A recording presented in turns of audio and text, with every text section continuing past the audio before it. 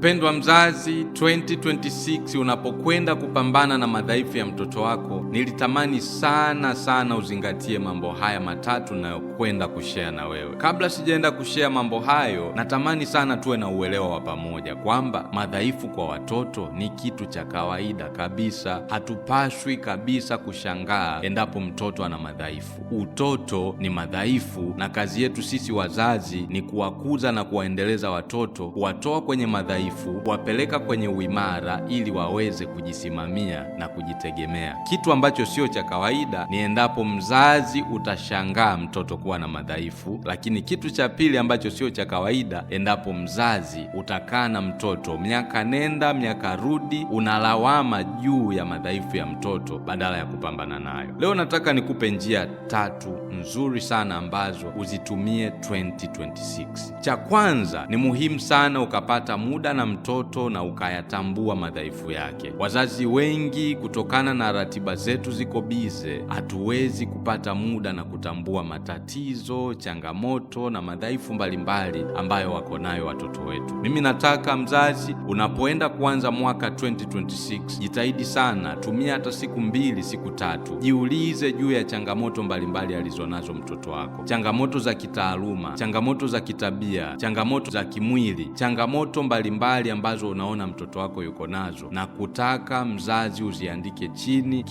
Kisichoandikwa ni ngumu sana kuwekwa akilini, ni ngumu sana kuzingatiwa. Tumia muda huu mwanzo wa mwaka, andika changamoto, andika madhaifu yote ambayo yuko nayo mtoto wako, na ujiandae kwa ajili ya jambo la pili. Jambo la pili, tafuta njia ya kutatua changamoto mbalimbali. Pambana na udhaifu wa mtoto alionao, au tafuta watu wa kukusaidia kupambana na hizo changamoto husika, kwa sababu tunaamini si kila kitu unaweza ukapambana nacho wewe mwenyewe. Hatua ya kwanza kuweza kujua changamoto ni hatua muhimu sana, lakini hii ya kutafuta njia ya kupambana na changamoto, kutafuta watu wa kukusaidia kupambana na changamoto alionayo mtoto wako, ni njia muhimu na ngumu sana. Wazazi wengi tunaishia kwenye kitu cha kwanza, tunaishia kutambua kwamba mtoto wangu ana changamoto kwenye hesabu, mtoto wangu hawezi kusoma, mtoto wangu ana changamoto za kitabia, mtoto wangu ni mwizi, mtoto wangu ni muongo. Tunaishia kujua tu changamoto, lakini mimi nitakutaka mzazi, 2026, acha lawama, fanya kazi kuondosha madhaifu ya mtoto wako. Hayo ndiyo malezi. Malezi ni kuondosha madhaifu ya watoto. By the time wanatoka mikononi mwetu, wawe wana uwezo wa kufanya mambo mengi vizuri. Kwa hiyo 2026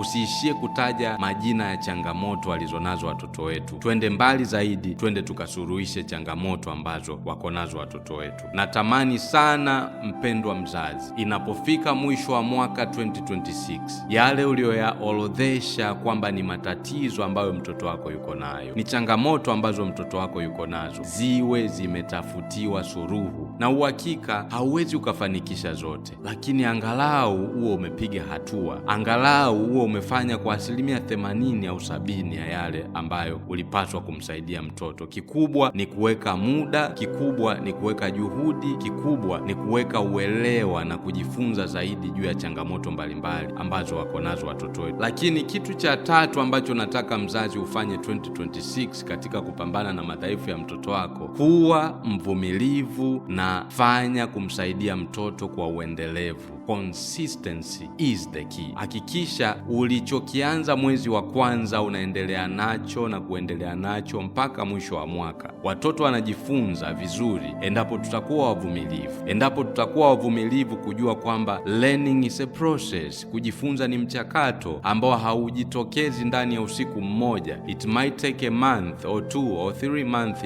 Lazima tuwe na uvumilivu wa kutosha, lazima tuwe na uvumilivu ili tuendelee kuwasukuma watoto wetu. Endapo kunakuwa hakuna uvumilivu, ni ngumu sana mzazi kuendelea kujitoa kwa utulivu. Utakuwa ni mzazi mwenye hasira kila muda, utakuwa ni mzazi mwenye maneno, ni mgomvi kila muda. Sasa mimi nitakutaka mzazi 2026 kuwa mvumilivu, lakini chochote utachoamua kuanza nacho mwezi huu wa kwanza, usianze nacho na moto wa mwaka mpya. Watu wengi tunafanya mambo mengi sana kwa sababu mwaka unavyoanza tunakuwa na moto mkali sana. Mwezi wa pili, wa tatu chali tunakuwa hatuna uwezo wa kuendelea zaidi kujitoa na kujisukuma. Nataka hii pambano la mtoto wako mwaka huu lisiwe ni pambano kwa ajili ya moto wa mwaka mpya. Jitoe. Kama umeamua unamsaidia mtoto wako kwenye kusoma, msaidie mtoto wako kuanzia Januari mpaka Disemba na ujivunie mafanikio yako. Kama unamsaidia mtoto kwenye tabia, jitoe kuanzia sasa mpaka Disemba. Usifanye mambo kwa kusimama simama. Watoto wanajifunza ambapo pana uendelevu, hali ya consistency. Kuwafundisha watoto ni kubadilisha brain patterns. Sasa brain patterns hazibadilishwi ndani ya siku moja. Tunabadilisha kwa kuendelea kuzungumza, tunabadilisha kwa kuendelea kufundisha, tunabadilisha ukiwepo na uendelevu. Asante sana mzazi, na kutakia heri ya mwaka mpya, na ninakutakia malezi mema mwaka huu. Hakikisha umezingatia mambo haya matatu. Asante sana.